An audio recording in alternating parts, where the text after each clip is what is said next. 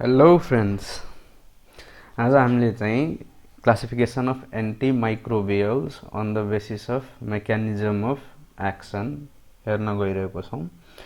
And so here we can clearly see कि अब एन्टिमाइक्रोबियल्सलाई त अब क्लासिफाई गर्नलाई there are so many of categories, but हामीहरूलाई अब अरू chemical properties on the basis of chemical interactions and all अहिले मतलब हामीलाई चाहिँ त्यस्तो इम्पोर्टेन्ट नभएर हाम्रो मोस्ट इम्पोर्टेन्ट भनेको मेकानिजम अफ एक्सनकै वाइज हामीले क्लासिफाई गर्दा हामीलाई मोस्ट इम्पोर्टेन्ट मोस्ट एप्रोप्रिएट र पछिसम्म सम्झिनलाई सजिलो हुने भएर हामीले यो चाहिँ एकदम यसमा चाहिँ बढी फोकस गर्नुपर्छ।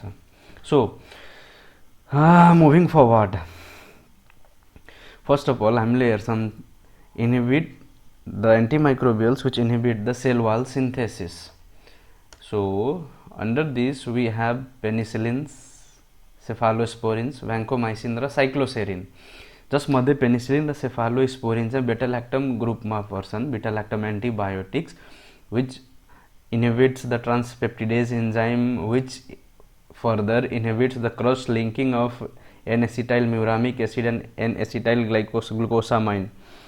So अब आउटकम चाहिँ के हुने भयो त सेल वाल सिन्थेसिस प्रोपर हुन सकेन। So these are harmful to the bacteria, these acts usually against the gram positive bacteria. र पेनिसिलिन र सेफालोस्पोरिन्स चाहिँ हाम्रो बोर्ड्सको लागि थ्योरी वाइवा दुइटै इन्टरनल एकदमै इम्पोर्टेन्ट है। दुईवटा टपिकको यसको क्लासिफिकेसन्स, सेफालोस्पोरिनको classifications up to 5th generation are most most most most most important. यो चाहिँ हामीले दिमागमा पानी पानी बनाएर राख्नुपर्छ है। So let's move forward. अर्को ग्रुप छ हामीसँग inhibitors of protein synthesis. So यसको चाहिँ मैले एउटा भिडियो बनाएर राखेकै छु यही च्यानलमा, but still we can go like see under the inhibitors of protein synthesis we have tetracycline, chloramphenicol. टेट्रासाइक्लिनले चाहिँ एसेप्टर साइटमा चाहिँ टिआरएनए को अट्याचमेन्टलाई इनहिबिट गर्छ, while mRNA has been synthesized and the synthesis of protein is gonna occur.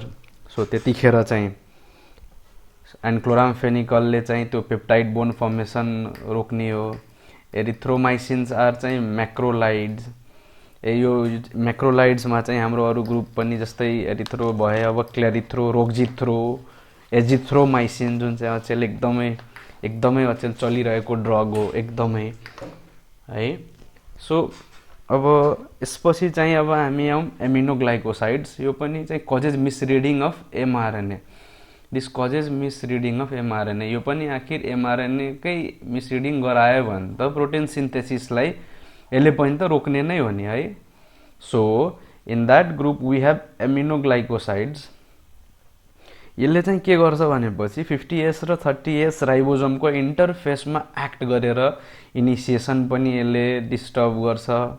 पछितिर हाम्रो जुन इलोङ्गेसन जुन हुन्छ चेनको त्यसलाई पनि यसले इनहिबिट गर्छन्।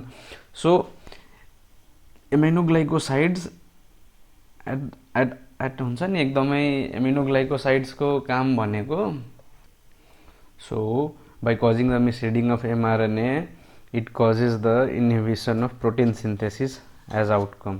र एमिनोग्लाइकोसाइड्स चाहिँ active against the gram negative bacteria as well as pseudomonas also. So अब फेरि अब हाम्रो अर्को ग्रुप के छ भनेपछि इनहिबिसन अफ डिएनए गाइरेज। डिएनए गाइरेज इन्जाइम चाहिँ हाम्रो टोपोआइसोमरेज इन्जाइम हो, जसले चाहिँ हाम्रो डिएनए ब्याक्टेरियाले जुन सिन्थेसाइज गर्छ त्यसको सुपर कोइलिङ अथवा ट्विस्टिङमा हेल्प गर्छ।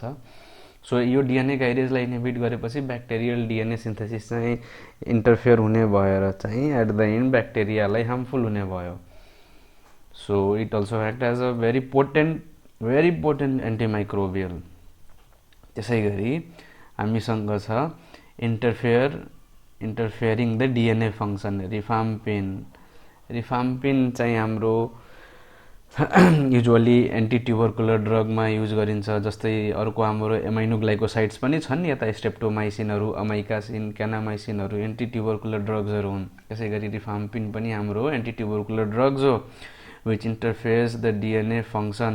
त्यो चाहिँ अब हाम्रो आरएनए डिपेन्डेन्ट डिएनए पोलिमरेज एन्जाइमसँग एक्सन छ, यसको रिलेसन छ, it inhibits that enzyme. So the antimicrobial which inhibits the DNA function comes as a rifampin. त्यसपछि हाम्रो अर्को group of antimicrobial which interfere the intermediary metabolism. जस्तै सल्फोनामाइडमा के पर्छ नि त, सल्फोन, ड्याप्सोन्सहरू. अर्को पर्यो ट्राइमिथोप्रिम, अर्को मेट्रोनिडाजोल.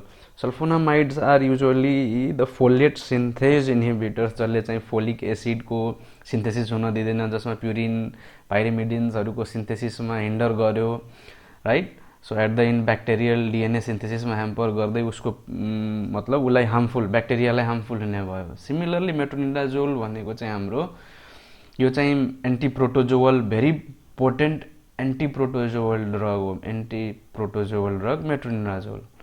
अनि त्यसपछि अब हामीसँग अर्को ग्रुप पनि छ जुन चाहिँ act against this, like acts by leaking from the cell membrane. त्यो सेलको जस्तै fungal cell, these are like drugs which act against the fungal cells. Polymyxin भयो, colistin, amphotericin B, these are very potent drug which are use in antifungal infections. मतलब in fungal infections we use it as antifungals. So here we go, we now have a very short overview on classification of antimicrobial on the basis of mechanism of action, with a very short review on its like mechanism को अलिकति detail मा. So till now we have covered in मेरो पुरानो previous video मा चाहिँ मैले एउटा यो ग्रुपको क्लासिफिकेसन र मेकानिजम राम्रोसँग डिस्कस गरेको छु मैले. Please do watch that. अनि त्यसपछि अब बिस्तारै हामी फोकस गर्दै जान्छौँ अरू यो सबै एन्टिमाइक्रोबियल ग्रुप्समा चाहिँ. We will like subsequently be making videos. So please be with me, and for any kind of compliment please do comment in the comment box. Thank you so much. See you again. Bye by.